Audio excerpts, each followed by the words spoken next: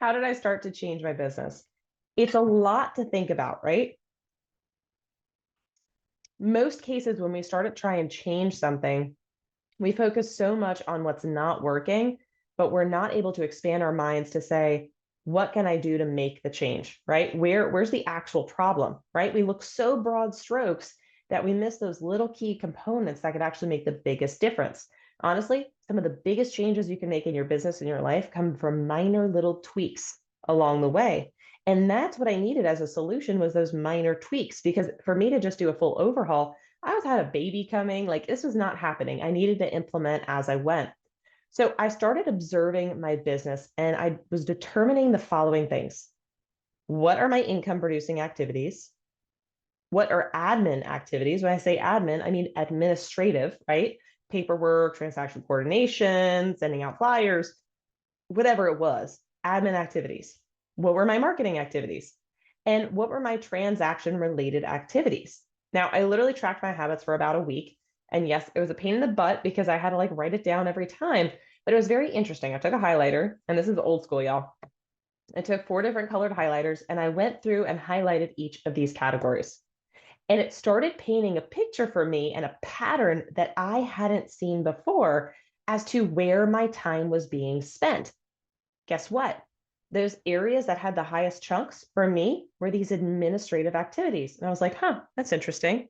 Second highest, transaction related activities. Third was marketing. And last was income producing. Now, please point out anybody on here, you could drop in the chat box. What is the problem with the order in which my time was being spent? I know you guys see it. I know it's going to pop up at the chat box, but I'm going to tell you guys income producing was last. Think about this. I've become an administrator. I've become an administrative assistant to myself, and I was not focusing on my highest and best use, which was income producing activities. I had fallen off the wagon on that. And guess what happened? My business went down and I felt busy because I was trying to churn, making things happen with these things right here when I should have been focusing here. But here's the problem. How can I focus on income producing if these things still need to get done? Right? Who's been in this conundrum before? It's like, well, yeah, I know I need to do that, but I need to do this too. Like I've already got this. I need to keep it moving forward. That is a challenge so many people have. So what did I do with this information? I did a business breakdown. Once I had the breakdown of where my time was going and how I was spending it, it became way easier to ask these 4 questions. One, what of these tasks that I'm doing can only I do? And is it income producing? Right? For example, technically it's income producing and marketing. I had a YouTube channel, right? Which is something I created throughout this.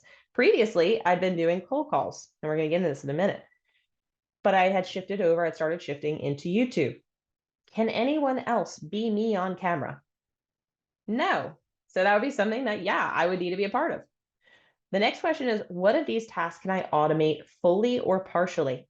So what this would be something like, okay, do I have I'm trying to think of one of my I have a few examples of this, but basically anything that I could fully automate, how can I do that? That would be things like triggers. When someone reaches out, they get an automated email or an automated text that goes out to them. And it's a set it and forget it kind of method. The next step is, what of these tasks can I assign? Now, before you think, oh my gosh, Kayla's going to have me hire an entire team of people here. No, it doesn't have to be that complicated. What if a task that's assigned could be someone that goes and picks up your groceries? Someone who does the laundry, because that takes the time away from you. What if it's someone who can deliver lock boxes and signs, a photographer, measuring? There are a plethora of things in your business that if you really look at how much time, which that was the other thing I wrote down, by the way, how much time was it taking me to do each of these tasks, right? Which is how I found out where I was spending the most of my time. Figure out where you can put a person into that to make that happen. And it doesn't need to be a full-time hire. And the last question was, if I can't automate it or assign it, and it's not income producing, do I really need to keep doing it? How many of you guys have those projects or those things that you've done in your business or your daily life where you're almost like, if I didn't do this, would anything really change? Right? Like, think about that. Like, if I didn't do this one thing, would anything change? Would it negatively affect me? And is this thing actually helping me in any way? That's another big question that you need to ask yourself.